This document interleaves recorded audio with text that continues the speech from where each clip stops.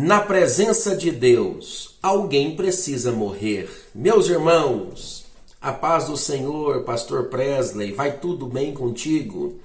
Hoje eu quero trazer um assunto importantíssimo. Na verdade, eu quero arremessar o nosso pensamento a um pouco da tradição judaica e descobrir através desse pensamento se de fato todos os conceitos e preceitos acerca dos comportamentos adotados pelo Senhor no Antigo Testamento são de fato abolidos pela graça. Um destes conceitos é o conceito de Corban. Corban é o nome dado aos diversos tipos de sacrifícios dentro do judaísmo. O sacrifício literal ou o significado literal de Corban é aproximação. Entre os anos 1445 e 1447, quando entre o mês de Habib fora para os filhos de Israel estabelecidos o livro do Vaikra, que é o livro do Levíticos, Moisés estabeleceu 5 tipos de sacrifícios. Eles funcionavam como elementos de aproximação, Corban. É bom salientarmos também que dentro dos 5 níveis de sacrifícios, 3 deles eram voluntários e serviam como presentes destinados pelas comunidades de Israel ao Senhor através do sacrifício de aproximação. Os outros 2 sacrifícios finais, eles caracterizavam pela capacidade de expiar o pecado dos homens quando estes aproximavam de Deus através do sacrifício.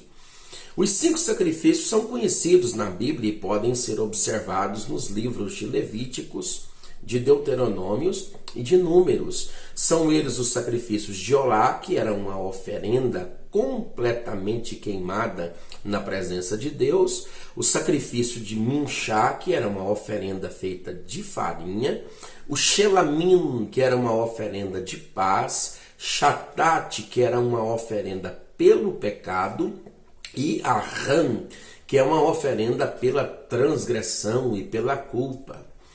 A palavra Corban significa fundamentalmente aquilo que se aproxima. No caso da Bíblia Sagrada, algo oferecido ao Senhor no altar sacrificial.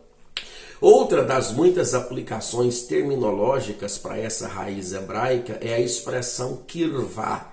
E a expressão kirvá significa proximidade ou intimidade, arremetendo a ideia de que a aproximação de Deus se dá mediante o sacrifício.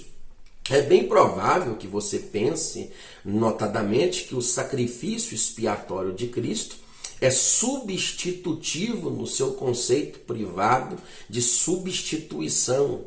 Na verdade, de certo modo, é claro que o sacrifício de Cristo ele é substitutivo, eterno, e de vez por todas ele resolve o problema da inimizade de outrora entre Deus e a sua criação.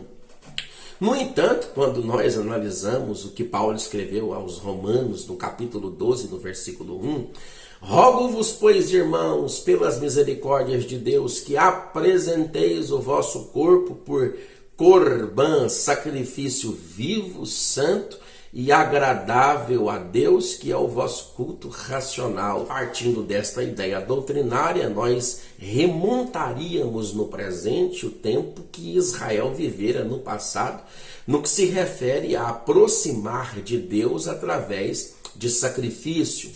Uma outra concepção de Corban é que nos tempos mais remotos, este conceito se dava mediante a morte também de 2 animais, na verdade 2 bodes. Quando o sumo sacerdote, o Gadol Cohen, entrava na presença de Deus uma vez a cada ano no Santo dos Santos, e na presença de Deus alguém precisa morrer, e o bode ele tem esse aspecto expiatório, no sentido de que anualmente ou morre o bode, que é um animal, ou morre o Gadol Cohen, que é o sacerdote. Então trazia-se para Deus 2 animais. Um animal morria para o Criador durante o processo do Yom Kippur, da expiação, E o outro conceito deste animal é o Azazel, que é a ideia de que este animal era arremessado ao deserto para morrer. Morrendo e peregrinando no deserto, ele espiava, levando consigo o pecado de todas as comunidades de Israel, bem como todo aquele que se aproximasse do Senhor. Então, levando em consideração o sistema conceitual do Antigo Testamento, analisando nesse paralelismo bíblico com Romanos capítulo 12, versículo 1, e o que Paulo diz em Colossenses capítulo 3, versículo 5, nós temos que considerar o fato de que na presença de Deus alguém precisa morrer. Mas quem vai morrer? Ora, quem vai morrer? Quem vai morrer é você. Quem vai morrer sou eu. Quem morrerá somos nós. A palavra de Deus diz em Colossenses capítulo 3, versículo 5, fazei, pois, morrer a vossa, a nossa natureza terrena, prostituição, impureza, paixão lasciva, desejo maligno, avareza, que também é um nível de idolatria. Queridos, é importantíssimo considerarmos o fato de que se o Espírito Santo de Deus não transplantar para dentro de nós a natureza de Jesus Cristo, o relacionamento com Deus através de corban, de sacrifício ou de qualquer patamar de relação é improvável, é impossível. Não me resta nada além de que seja transplantado para dentro de mim e de você a natureza de Jesus Cristo. O que significa transplante? Retirar um órgão e colocar outro. Essa ideia pode ser facilmente compreendida de forma doutrinária quando Paulo escreveu aos Gálatas, capítulo 5, versículo 22 e 23, quando o Espírito Santo forja na minha natureza a natureza de Jesus Cristo, que é chamado naquele texto de o fruto do Espírito Santo. Se você pegar também Romanos, capítulo de número 7, e fazer uma análise comportamental da milícia entre o Espírito e a carne, você vai perceber Paulo falando no versículo 24, miserável homem que sou, quem me livrará do corpo desta morte? Queridos, permita-me dizer para você que nós não somos absolutamente nada. Fomos resgatados, sim, no sacrifício expiatório de Jesus Cristo. Nele temos a oportunidade de desfrutar do direito de chamar Deus de Pai, porque na figura de seu Filho nós fomos herdados nesta promessa. Mas eu quero trazer para você conceitos de Robert Murray McCain, que diz: Senhor, há manchas de pecado até nas minhas mais sinceras lágrimas de arrependimento. Charles Spurgeon diz assim: Senhor, a lama venenosa da serpente na mais bela flor do meu jardim.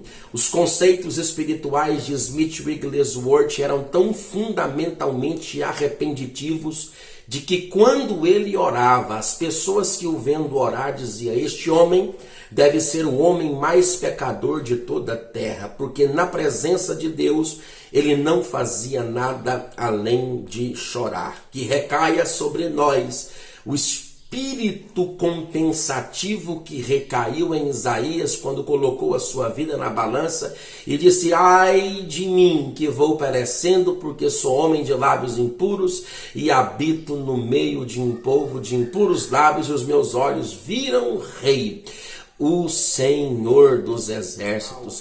Que caia sobre mim o desejo de dizer, como Agostinho disse: Senhor, dai-me graça para fazer o que tu queres e pede-me o que quiseres que eu farei. Queridos, que Deus possa fazer ser sepultada em você a sua natureza, para que abra espaço para que a natureza do unigênito do Pai entre dentro de você e forge no seu comportamento os comportamentos relacionados ao fruto do Espírito Santo.